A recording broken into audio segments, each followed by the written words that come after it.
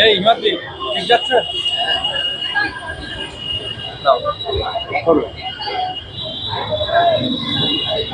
দাদা আজকে এই অ্যাওয়ারনেস প্রোগ্রামে এসেছেন, একটু অন্যরকম প্রোগ্রামটা কি বলবেন এই বিষয়ে? আমি প্রত্যেক বছরই আসি, মানে চেষ্টা করি ডেফিনেটলি আর নুপুরদি আর চারুচন্দ্র কলেজের তরফ থেকে রেড রিবন ক্লাব আয়োজিত এই প্রোগ্রাম। তো এখান থেকে প্রত্যেকটা মানুষের কাছে অ্যাওয়ারনেস পৌঁছে দেওয়াই ওদের কাজ।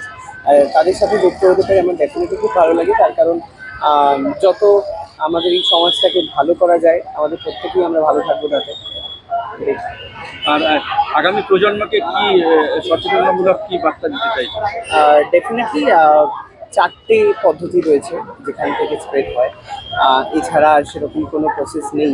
আমি আজকেও জানলাম যে ব্লেড থেকে, দাড়ি কামানোর রেজাল্ট থেকে বা মশা কামড়ালে যেরকম আমরা অনেকেই বলে যে স্প্রেড হতে পারে এইচআইভি। তো এরকম এগুলো মিসকনসেপশন। ভাইরাসটা নাকি 10 সেকেন্ডসের বেশি আমাদের শরীরের বাইরে এক্সিস্টই করে না। তো ডেফিনেটলি যে ওয়েগুলো রয়েছে এখানে রয়েছে, ডেফিনেটলি আপনারা দেখিয়ে দেবেন। সেই ওয়েগুলো ছাড়া আর কোনোভাবেই সেটা প্রোডাক্ট স্প্রেড করা পসিবল না। তো ডেফিনেটলি সেগুলো প্লিজ তোমরা মাথায় রেখো ডেফিনেটলি।